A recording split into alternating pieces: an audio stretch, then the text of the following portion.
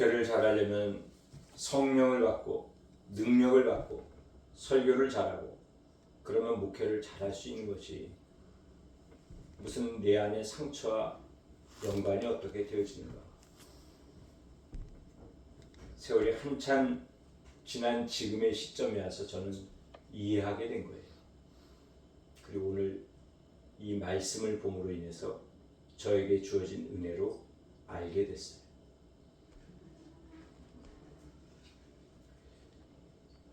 예수님이 미리 말씀해 주신 것이 갈릴리로 가라. 내가 거기서 너를 만나리라. 성령을 주시까지 하셨고 평안을 주셨음에도 불구하고 이 베드로와 제자들에게 해결되어야 할 한 가지는 내면의 상처예요. 그게 해결되어져야만 가서 복음을 전하는 사명을 이룰 수가 있어요. 이 내면의 상처, 이것과 연관되어지는 하나님의 말씀이 있어요. 그 말씀을 볼까요? 갈라디아서 6장 17절의 말씀.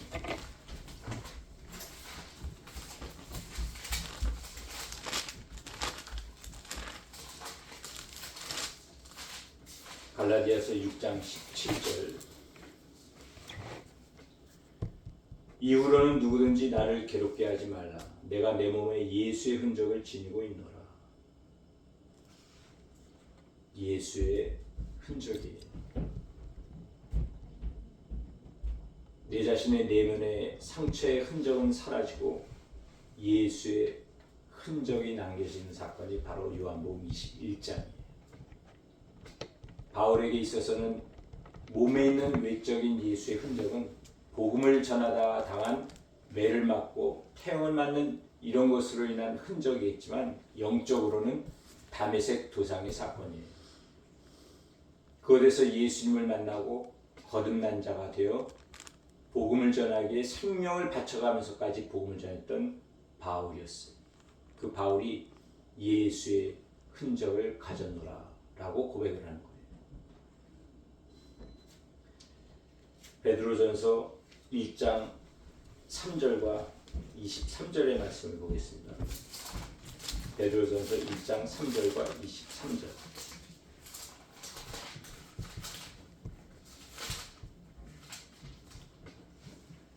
우리 주 예수 그리스도의 아버지 하나님을 찬송하리로다. 그의 많으신 긍휼대로 예수 그리스도를 죽은 자 가운데서 부활하게 하심으로 말미암아 우리를 거듭나게 하사 산 소망이 있게 하시며 23절에 보면은 너희가 거듭난 것은 썩어질 시로 된 것이 아니요 썩지 아니할 시로 된 것이니 살아있고 항상 있는 하나님의 말씀으로 되었느니라.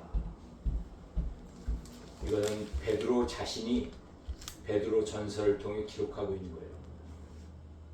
베드로는 요한복음 21장에 상처의 흔적이 사라지고 예수의 흔적을 가진 자로서 거듭난 자로서 베드로 전서의 거듭남에 대해서 기록하고 있는 거예요. 그것이 저와 여러분이 가져야 될 예수 그리스도의 흔적이에요. 그 말은 바꾸어 말한다면 나도 어찌할 수 없는 성령을 받았음에도 불구하고 내가 해결할 수 없는 내 자신의 내면의 이 상처는 해결되어져야만 되는 거예요. 그것은 예수님의 약속의 말씀을 믿고 갈릴리 바다에 가야만 이루어져요.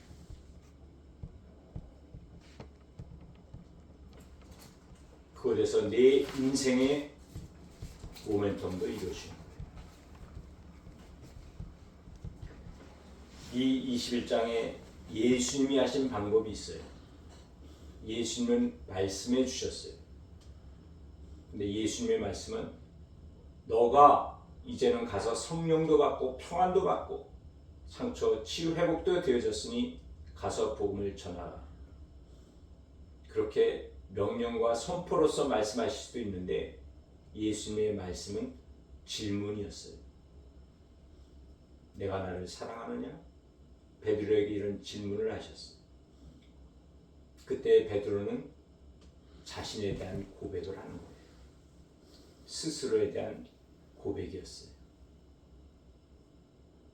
이것이 예수님의 방법이에요. 그리고 하나님의 원리이기도 해요. 일반적으로 내가 죄를 짓고 회개를 해야 한다면 내가 하나님께 마음으로 기도하고 회개의 기도를 했으니 회개는 다 이루어졌다라고 그렇게 생각을 해요. 그러나 그것은 온전한 회개에 이르는 건 아니에요. 하나님께 마음으로 기도했다면 내 입으로의 시인, 자백 하는 것이 회개예요. 로마서 10장 10절에 보면은 마음으로 믿고 입으로 시인하여 고백하는 것이 구원이다라고 말하고 있습니다. 그게 믿음으로서의 구원이에요. 내 마음으로 예수님이 나의 주님이시고 나의 그리스도이신 걸 믿고 입으로 예수님은 나의 주님이시다라고 고백하는 것이 구원의 믿음이에요. 회개도 동일해요. 내가 지은 죄를 나는 주님께 이런 죄를 지었습니다. 주님께 마음으로 기도하는 것뿐만 아니라 내가 죄의 범한 상대에게 찾아가서 나의 죄를 인정하고 용서를 구하는 거예요. 그게 입으로의 자백이에요. 스스로의 고백이 되는 거예요. 예수님을 믿고 구원받은 자로서 세상에 선포를 해요. 나는 이제 예수님을 믿고 구원받은 하나님의 백성이다. 이것이 세상에 대한 선포예요. 회개도 동일해요. 나는 이런 죄를 지은 이런 악한 인간입니다. 그 자백을 함으로 세상으로부터 매장을 당하고 쓰레기라는 인간 취급을 받는다 할지라도 세상에 대한 선포예요. 그 선포로 인해 자유함을 얻는 거예요.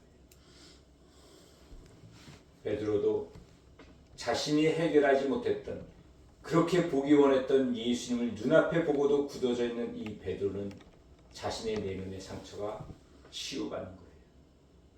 그것이 주께서 하시나이다. 주님이 다 하시지 않습니까? 이전에는 예수님을 가르쳤어요. 주님 그리하지 마옵소서. 근데 이 베드로는 이 21장에 와서 주께서 다 하시지 않습니까? 이 자신에 대한 스스로의 고백이 상처를 치유받는 거예요. 그리고 이제 사명자로서 가서 복음을 전하는 하나님의 예수님의 제자가 된 거예요. 이 사실을 요한은 21장에 기록하고 있어요. 자기의 이름도 나타내지 않고 자신이 아는 자신과 다른 제자인 베드로가 주인공으로 되어서서 21장을 기록한 거예요. 요한은 자신의 상처를 치유받았어요. 언제 받았을까요? 요한은 그렇다면 언제 자신의 상처를 치유받았을까요? 제자들의 상처는 하나예요. 예수님을 믿지 않고 예수님을 부인하고 예수님을 배신한 것. 죄이면서 자신의 내면 속에 있는 상처였어요. 베드로뿐만 아니라 요한도 동일했어요. 예수님의 십자가의 죽음에 끝까지 예수님을 따라가고 십자가의 죽음을 목격한 제자는 요한이었어요. 그 요한은 예수님께 이런 말을 듣게 돼요. 나의 어머니 마리아가 이제는 너의 어머니다. 그 예수님의 말씀이 요한의 모든 것을 씻겨준 거예요. 상처의 흔적을 다 사라지게 하고 예수 그리스도의 흔적이 되어진 거예요. 주님을 나를 인정해 주시고 나의 죄를 용서해 주시고 내 마음의 짐도 다 해결해 주셨구나. 그리고 예수님의 어머니인 마리아를 나의 어머니로 맡겨주셨구나. 새 가족관계를 이루어 주신 거예요. 그것이 요한에게 주어진 상처의 치유였고 새로운 사명이었어요.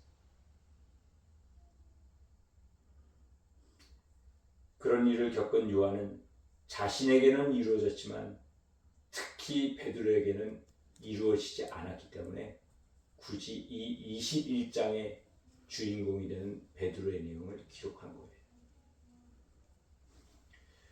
이와 동일한 예가 될 수 있는 사람들이 구약에 나오는 욥과 모세가 있어요.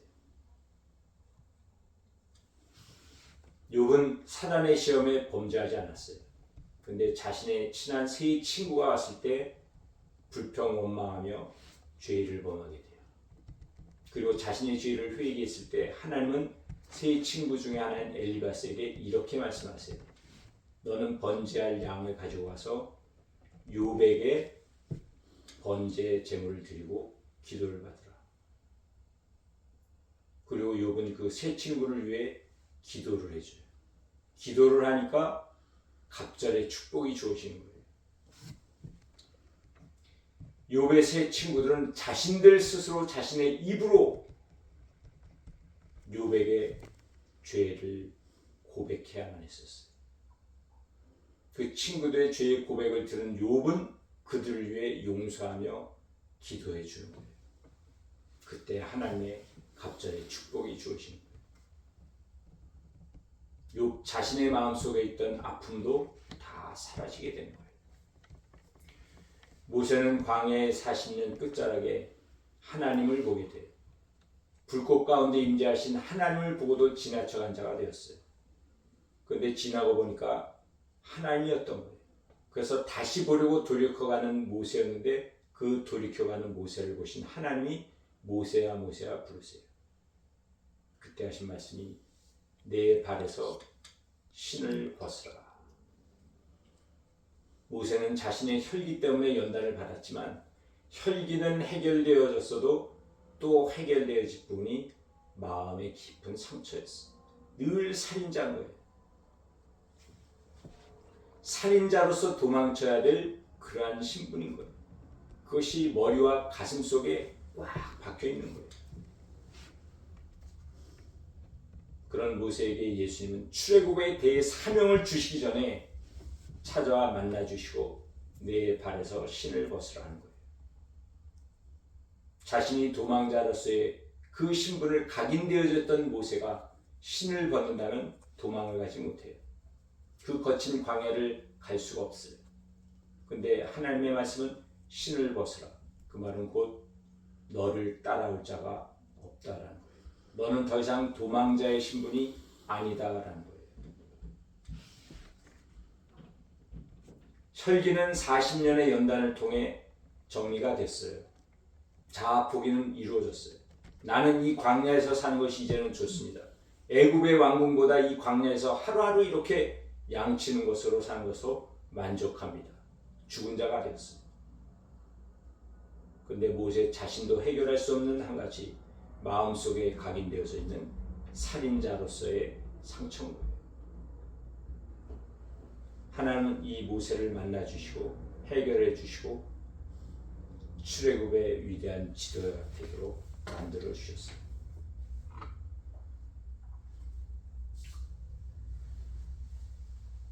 인핵교회가 세워지는 12월 1일 되기 이전의 시점에 저에게도 그런 하나님의 은혜가 주어질 거예요. 새벽 예배를 이 자리에서 일주일간 드리는 중에 요한복음 19장 30절의 말씀이 저에게 주어진 거예요. 저는 제 자신이 상처가 있고 상처받은 사람이다라고 생각을 해본 적이 없어요. 큰 문제, 어떤 큰 사건만이 상처인 줄 알고 지났어요. 그런데 요한복음 19장 30절의 말씀이 예수께서 신포도주를 받으시고 이르시되 다 이루었다 하시고 머리를 숙이고 영원히 떠나시니라. 예수님의 의지인 거예요. 예수님이 신포도주를 받았다라는 것은 포도주를 받아 마신 것이 아니라 신포도주에 섞인 마취제, 몰약 이것을 받지 않으신 것을 의미하는 거예요. 그 마취제가 섞인 포도주를 받지 아니하시고 숨을 거두신 거예요. 예수님의 말씀을 그대로 예수는 지켰어요. 내가 죽기까지 이 땅에서 난 포도나무에서 난 것은 마시지 않을 것이다. 새 하늘에서 새 것을 마시겠다. 그 약속의 말씀을 지켜 마취제가 섞인 포도를 맞지 않으신 거예요. 그것은 예수님의 의지였어요. 내가 변화되어져야 되고 내가 고쳐야 될 부분, 내 의지로서 해야 될 것이구나.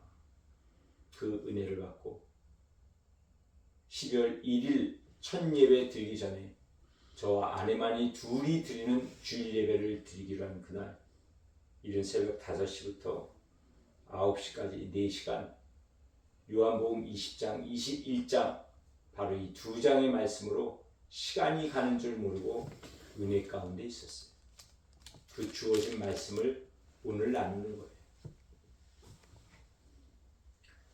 이 한 해가 가고 새해를 맞이하는 지금 이때, 다가오는 새해를 기대하는 이때, 날이 새어가고 새날이 밝아오는 이때 무엇을 우리가 기대해야 되는가? 하나님 나라에 대한 열망이에요. 이 제자들의 마음이에요. 성령을 받고 평강을 받은 자로서 우리가 전해야 될 복음, 사명의 빚진 자로서 하나님 나라에 대한 열망이에요. 그 마음을 가지고 있다면 앞으로의 다가오는 새해에 어떤 일이 일어난다 할지라도 두려워할 것 없고 염려할 것 없어요. 일반적으로 모든 사람이 대부분이 교회를 다니는 사람들조차도 복을 구해요. 잘못된 건 아니에요. 하나님의 축복은 있어요. 그러니까 축복을 구하는 게 잘못된 건 아니에요. 그러나 그 넓이와 깊이는 좁고 얕은 거예요. 나에게 이익이 되는 복만을 구하는 것은 얕은 신앙이에요. 고난은 축복이고 고난은 감사예요. 그래서 고난을 진심으로 나에게 고난을 주십시오라고 하는 사람은 없어요. 고난이 주어진다면 이길 수 있는 믿음을 주십시오라고 간구하고 구하지 고난 자체를 구하는 사람은 이 세상에 단 한 사람도 없어요. 그러나 고난 가운데 내 인생의 모멘텀이 이루어져요. 이 사실을 믿는다면 고난 자체도 감사한 거예요. 아멘. 바울이 그랬고 이 21장에 베드로가 그런 거예요. 고난 가운데, 기대 가운데 모세와 같이, 욥과 같이, 다윗과 같이 인생의 전환이 이루어지는 사건이 이루어져요. 내 자신이 한다고 되는 건 아니에요. 모든 것은 전적인 하나님의 주권이에요. 하나님의 때에 하나님이 계획하신 일이 이루어지게 하는 분은 하나님이 하세요. 그래서 우리는 하나님의 주권 신앙이 항상 먼저고 근본이 되는 거예요. 그렇다고 내가 해야 될 걸 안 하고 가만히 있어서 되는 건가요? 내게 주어진 믿음으로 내가 할 일은 해야 되는 거예요. 새해를 맞이하면서 고난 자체를 원하고 구하진 않는다 할지라도 내게 주어진 모든 일을 통해서 모멘텀이 이루어지는 역전의 기회가 되어질 수 있는 준비의 마음은 우리가 가져야 된다는 거예요. 아멘. 전환을 이룰 수 있는 믿음은 이미 우리에게 주어졌어요. 내 인생에 말할 수 없는 숱한 하나님의 기적과 역사를 체험하면서 오늘 이 자리까지 온 거예요. 그 믿음을 사용해야 돼요. 예수 그리스도의 개척자는 사도 중에 누구였죠? 예수 그리스도의 개척자 사도 바울이에요. 예수 그리스도의 양을 치는 목자 사도 중에 누구겠어요? 베드로예요. 예수 그리스도의 증인이 된 제자 요한이에요. 그래서 이 21장에 24절에 보면은 이 일들을 증언하고 이 일들을 기록한 제자 예수 그리스도의 증인된 요한이 이 요한복음을 기록한 거예요. 우리는 그의 증언이 참된 줄 아노라 라고 요한복음의 마지막을 기록하는 거예요.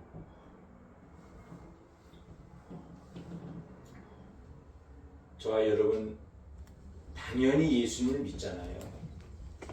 그리고 습관적으로든 아니면 마음에 깊이 새긴 의미를 되새기기 위해서 말을 하든 예수님의 제자라고 말을 하고 나는 사명자다라고 말하고 복음을 전파하는 사명을 받았다라고 말을 하잖아요. 이 인해교회가 행해야 되고 지켜야 될 사명 그것은 무엇인지 내 자신에게 주어진 그런 주관적인 의미가 있든 아니면 전체적인 의미가 있든 예수 그리스도의 개척자예요. 이미 인해교회는 개척된 교회로 세워졌어요. 그리고 저의 날마다의 기도와 간구는 동일해요. 목자의 심정을 주옵소서.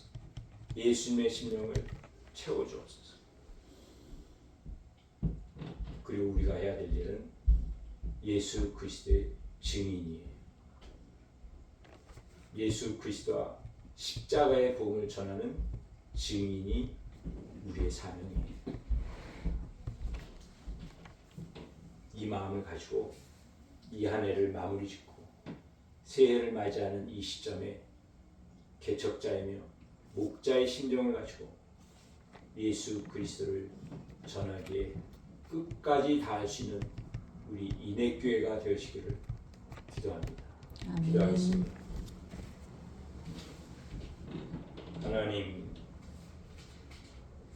하나님께서 우리에게 풍성히 주신 모든 은혜를 우리의 마음에 새기며 또 하나님의 뜻을 이루기에 하나님 나라의 열망을 가지고 살아가겠사오니 이 한 해 베풀어 주신 은혜 못지않게 다가오는 새해 2025년에도 하나님의 뜻을 이룰 수 있도록 은혜를 베풀어 주옵소서. 아멘. 말씀하여 주옵소서. 늘 주님의 말씀에 귀 기울여 듣고 하나님의 말씀에 순종할 때 내가 아닌 살아계신 하나님의 역사하심을 증언하게 되어질 줄을 믿습니다. 아멘. 은혜를 베풀어 주옵소서. 예수님의 이름으로 기도드리옵나이다. 아멘.